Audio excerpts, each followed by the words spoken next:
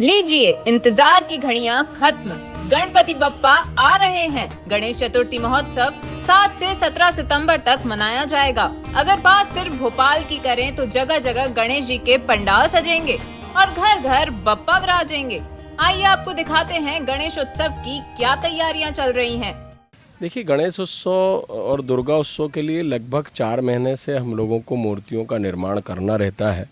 और सबसे पहले जो है बांस का स्ट्रक्चर बनाया जाता है। बांस के स्ट्रक्चर के बाद जो है धान की घास, जिसे प्यार बोलते हैं, उसके स्वरूप में उसे कसा जाता है। गणेश जी का स्वरूप वो किया जाता है। उसके पश्चात उस पर पहली मट्टी जो लगती है उसे पोछा मट्टी कहा जाता है।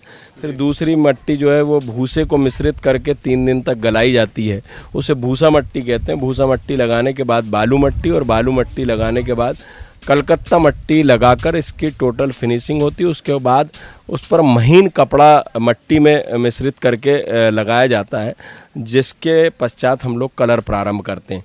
ये सारा प्रोसीजर करने में हमको अगर 50 मूर्ति बनानी है तो कम से कम 3 से 4 महीने लग जाते हैं।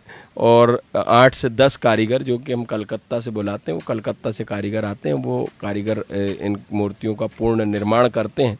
पर्यावरण की दृष्टि से इसमें पीओपी का किसी भी प्रकार से कोई प्रयोग नहीं होता। टोटल मट्टी का प्रयोग होता है। और मट्टी ऐसी मट्टी होती है जो कि आप 2 दिन अगर प्रतिमा जलाशय में रहेगी तो प्रतिमा गल जाएगी। और कहीं पर भी पीओपी की मूर्तियों का निर्माण ना हो, हम ये भी प्रयास करते हैं। अच्छा, ये पहली बार ऐसी मूर्तियां बन रही हैं कि इसके पहले भी मिट्टी की मूर्तियां बनाई गई हैं यहाँ पे? यहाँ तो सालों से ये जितने वर्ष गणेश उत्सव होते हो गए, मेरा तो जन्म हुए मतलब 53 साल हो गए, तो हम तो शुरू से देखते आ रहे हैं। और प्रोसीजर भी यही रहता है। अंतर सिर्फ इतना आया है कि पहले जो देसी कलाकार, मतलब जो हमारे खुद प्रजापति समाज के या कुम्हार लोग जो रहते थे, वो प्रतिमाओं का निर्माण करते थे। अब प्रतिमाओं के निर्माण में बंगाल के कारीगरों का भी सहयोग लिया जाता है, उनको भी बुलाया जाता है, और वो भी इसमें सहयोग करके प्रतिमाओं का आकार प्रदान करते हैं। और पर्यावरण की दृष्टि से किसी भी प्रकार का पीओपी का कहीं उपयोग नहीं होता। अच्छा, इसको सिर्फ इसलिए आप लोग इसको प्राथमिकता दे रहे हैं ताकि पर्यावरण के लिहाज से? देखिए, पर्यावरण बचाने की जिम्मेदारी तो हर व्यक्ति की है और मूर्तिकार की भी है। तो हम लोग जो मूर्तिकार लोग हैं वो भी यही प्रयास करते हैं कि किसी प्रकार से कलर्स भी जो होंगे वो अगर तालाब में डाले जाएंगे तो उस कलर का कोई फर्क नहीं पड़ेगा पर्यावरण की दृष्टि से। क्योंकि हमारे यहाँ जिन जलाशयों में प्रतिमाओं का विसर्जन होता है वहाँ पर वही जल हमारे लोग को पीने के लिए भी सप्लाई होता है। तो किसी भी प्रकार से उस टाइप के कलर नहीं होते जो कि हम लोग को भी नुकसान दे या किसी के शरीर को नुकसान दे। पर्यावरण की दृष्टि को ध्यान में रखते हुए प्रतिमाओं का निर्माण होता है। और लगभग 18 से 19 फीट तक की प्रतिमाओं का निर्माण होता है। 3 फीट से लेकर भोपाल में पंडालों की बात करें तो लगभग 10 से 15 हज़ार प्रतिमाएं पूरे भोपाल भर में जो है वो विराजमान होती हैं।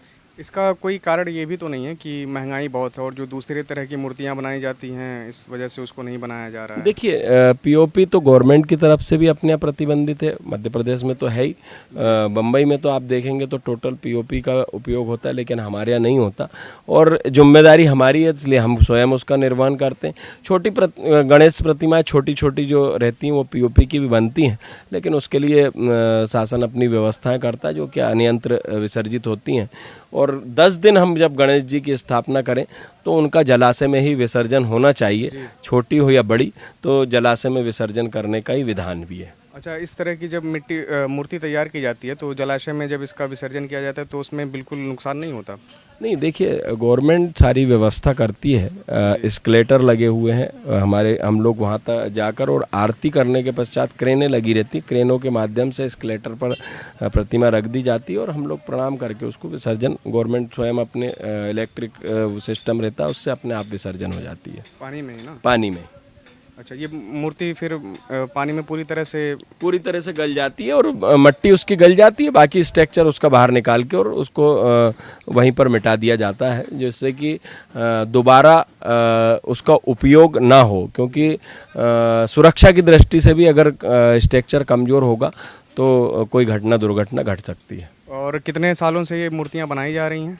तो शुरू से कितने साल? मतलब मेरी उम्र 53 वर्ष हो रही, 53 वर्ष तो मुझे ही देखते होगा, तो शुरू से इसी, हाँ, टोटल मिट्टी का उपयोग होता है। इस बार सबसे बड़ी प्रतिमा कितने फीट ऊंची हो सकती है? 22 फीट की प्रतिमा एक बन रही है, वो उसमें फोल्डिंग सिस्टम है, क्योंकि जैसे जो चल समारोह में निकाली जाती हैं, जो हमारे यहाँ जिस दिन विसर्जन चल समारोह होता है तो बड़ी बड़ी प्रतिमाएं उसमें निकलती, बड़े बड़े जुलूस के रूप में निकलते हैं, हजारों लोग बाहर से भी देखने उसे आते हैं। तो वो फोल्डिंग सिस्टम, उसका जो बैकग्राउंड, जैसे ये आप देख रहे हैं, ये जो स्ट्रक्चर का बैकग्राउंड है, इसको फोल्डिंग सिस्टम में करके जहाँ अगर अड़चन आती है तो वो फोल्डिंग निकाल के और फिर प्रतिमा वहाँ से निकाल ली जाती है, वो सिस्टम वापस लगा दिया जाता है, तो उसकी सुंदरता भी बनी रहती है और जो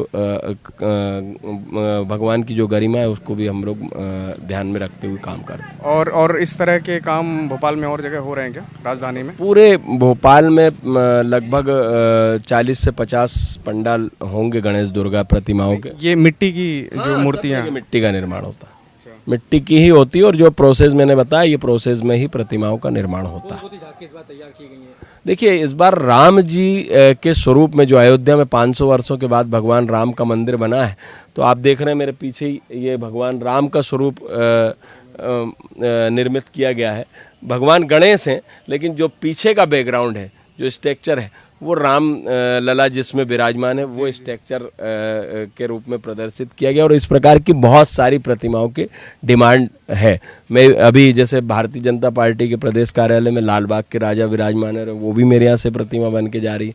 पिछले बार चंद्रयान हुआ था तो चंद्रयान की प्रतिमा वहाँ विराजमान हुई थी। इस प्रकार जहाँ से जैसी डिमांड आती है वैसी प्रतिमाओं का निर्माण किया जाता है। मतलब देश की जो उपलब्धियाँ हैं उसको प्रयास ये रहता है, जो ज्वलंत कार्य हुआ है तत्काल में, तो 20 जनवरी पे भगवान की प्रतिष्ठा हुई है राम जी की, तो अभी राम जी का वो चल रहा है। ये काम करने के लिए आप कितने दिन पहले वहाँ से आते हो? ये काम करने के लिए हम लगभग 4-5 महीने आ जाते हैं पहले। अच्छा, और फिर जाते कब है यहाँ से? यहाँ से जब दुर्गा हो जाता है उसके बाद, मतलब दुर्गा जब बैठ जाता है उसके बाद चले जाते हैं हम। और कितने सालों से आप ये काम कर रहे हो? ये 8-9 साल होगा। 8-9 साल से काम करते हैं। गांव में काम करता था, काम करते करते गांव में 2-3 साल बेकार दिया है, उसके बाद थोड़ा बहुत सीख गया, उसके बाद बाहर आके काम करना चालू किया। इसकी आपने ट्रेनिंग ली है कि बस करते करते आ गए? ट्रेनिंग लिया है, बंगाल में ट्रेनिंग लिया। अच्छा, बंगाल में जो मूर्तियाँ बनाई जाती हैं गणेश जी की और यहाँ पे दोनों में क्या मतलब समानताएं हैं या अलग हैं? नहीं, अलग नहीं है, चेहरा वाला मिट्टी लाना पड़ता है बंगाल से। यहाँ जो मिट्टी यूज होती है वो बंगाल से आती है? नहीं, वो इधर का लोकल वाला ही होता है, और चेहरा के लिए बंगाल से मंगाना पड़ता है। यहाँ भी जो चेहरा के लिए मिट्टी इस्तेमाल की जाती है वो भी बंगाल से आती है यहाँ पे? वो भी बंगाल से आते हैं। अच्छा। तो यहाँ पे और वहाँ पे क्या अलग है?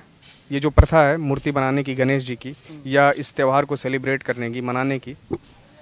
नहीं, उधर भी तो गणेश पूजा होता है, जैसे 7 तारीख को उधर गणेश इधर बैठेगा तो उधर भी बैठेगा, ऐसा है। इस तरह से बनाई जाती है, मतलब शुरुआत से लेके आगे तक? शुरुआत से लेके जैसे कि पटिया ठोक लिया, उसके बाद ऐसी घास बांध लिया, उसके बाद पोछा मिट्टी लगाएंगे इसमें, पोछा मिट्टी लगाने के बाद भूसा लगाएंगे, भूसा लग जाएगा, उसके बाद बालू लगाएंगे, उसके बाद चेहरा बनाना है, उंगली बनाना है, गोद मोद भरना है, उसके बाद इसमें कलकत्ता मिट्टी से फिनिशिंग लगाते हैं, कपड़ा लगा के फिनिशिंग करते हैं, उसके बाद डायरेक्ट पेंट करते हैं। एक मूर्ति में कितना समय लगता है बनाने में? एक मूर्ति में, ये वाला मूर्ति में लग जाएगा 3-4 दिन। ऐसी 10 बनाएंगे ना तो थोड़ा समय कम लगता है। ऐसा आप ऐसी ही प्रतिमाएं बनाते हो या कुछ और? मतलब जैसे ये भगवान की प्रतिमाएं हैं, कुछ और भी आप मूर्ति बनाते हो इसको छोड़ के? हाँ, इसको छोड़ के भी बनाते हैं ना, जैसे विश्वकर्मा जी, सरस्वती, दुर्गा, और सिर्फ भगवान की मूर्ति आप लोग बनाते हो? तो आप भी तैयार हो जाइए कहने को गणपति बप्पा मोरिया।